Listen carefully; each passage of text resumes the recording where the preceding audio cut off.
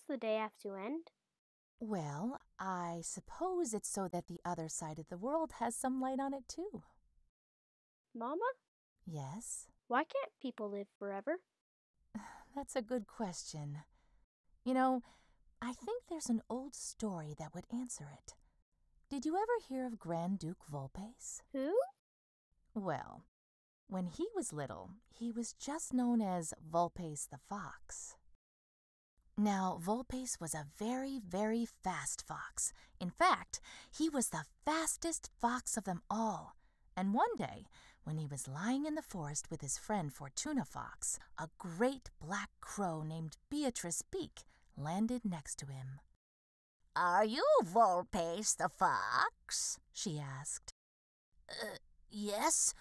Why do you ask?" "Oh, wonderful! I've flown a long, long way to tell you your fortune." My fortune? But how could anyone possibly know the future? "Can you count to 10? Yes. See? Knowing the future is just like that. Now, about your fortune." But, well, what about it? "Did you know you will become famous one day?" Famous? But I'm just a common fox. "Oh, no! You're quite an uncommon fox. In fact, someday you'll be a royal fox." Nonsense! "It's true. And do you know why you'll be famous?" No idea whatsoever. "Well, because someday you will find the Bridge of Dawn." The what of what? "Do you not know what dawn is?" Of course I know what dawn is. But what's the Bridge of Dawn? "It is said that each life takes a little space on the world, and so, to make sure it doesn't run out of space, the world eventually reclaims our life. But the Bridge of Dawn makes it so the sun never sets on your space in the world." I don't get it. What's the point of that? "So you can live forever, silly fox." Hearing that, Volpes jumped up with great alacrity and asked, "Live forever? How can I do that?" "It'd be easy for you. All you have to do is run and catch the sun before it sets. If you ask nicely, I'm sure it'll tell you where the Bridge of Dawn is." Is that all? Well, I must make haste. The sun is nearly set. "Oh, but you must remember, the world has many timekeepers who wouldn't want you to outsmart their scheme." No worries, dear Crow. I am much too fast for any of them to catch. "Well then, little fox, go and catch the sun before it sets. Run, Volpes, run!" And run Volpes did, just as fast as he could. When he reached the bottom of the forest, Volpes saw that it was night, and that the sun had disappeared below the horizon.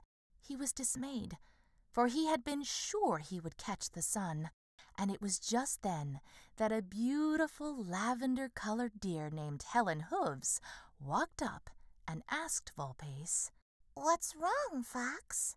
"Well, you see, I ran as fast as I could, but somehow I couldn't catch it." "Catch what?" "The sun, of course."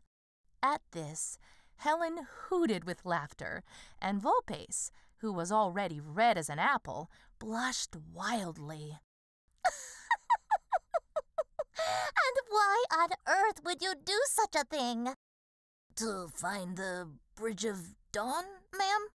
"Oh, my dear Fox, don't you know there's an easy way to find things?" "Oh, what's that?" "Well, Old Tabitha Tusk knows the whereabouts of all things. She can tell you right where it is. Really? And where is Tabitha Tusk? At midnight on full moons, Tabitha comes to the crossroads just past the marshes. Maybe you can find her there next month. Next month? Tonight is a full moon. But it's just minutes till midnight. You'll never make it. Oh? Just watch me, ma'am. And, thank you. And like a bolt of lightning, Volpace darted through the marshes towards the crossroads. When Volpace reached the crossroads at the nick of time, he was astonished to see old Tabitha Tusk, a fabulously hirsute woolly mammoth. In fact, so astonished was Volpace that he could do nothing but gape at the majestic mammoth until she spoke to him. Well, did you come to make a deal or not? A deal? No, I just have questions. Then ask, Fox, for I know all things of this world. Do you know where the Bridge of Dawn is? What's that? What are you asking for? The Bridge of Dawn. I thought you said you knew all things. Say it one more time. What is it that you seek? Where is the Bridge of Dawn? Ah, so you do want to make a deal. Here are my terms. Reach the top of that hill before the rooster crows, and you will find the bridge you seek. Volpace chortled and grinned at Tabitha's proposal. Never had he been so confident, and he almost immediately started up the hill, saying, I'll be there in the blink of an eye. Don't you want to know what I get if you fail? No need, ma'am. There's not a chance of it. And just like that, up the hill Volpace ran. Suddenly, Volpace heard someone behind him. He spun around like the wind and saw a radiant golden woman who smiled at him and asked, "Can you see it across the horizon, Volpace?"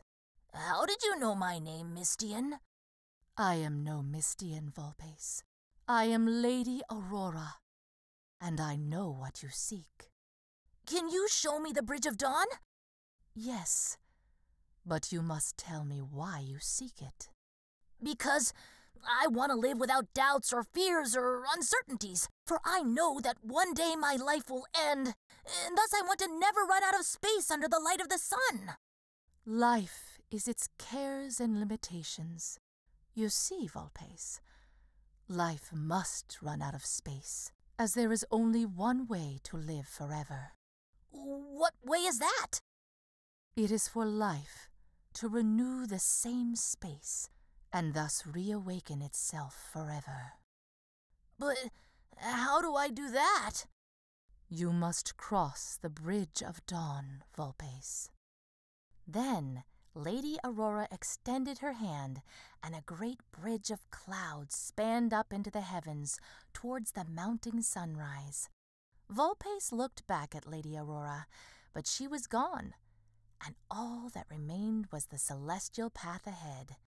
He stepped from the cliff onto one floating cloud, and was greatly comforted by its stability. But then the cloud dispersed, breaking into droplets, and Volpace tumbled back to the edge of the cliff. Volpace knew now that if he was going to cross the Bridge of Dawn, he'd have to be as fast as light. And it just so happened he was. What happened when he crossed the Bridge of Dawn? He found himself right back where he started. I don't understand. Did he live forever? What do you think? I don't know, but it sounds like living forever wasn't what he thought it would be. What do you think? I think you're my forever. I love you. Good night. I love you too. Good night.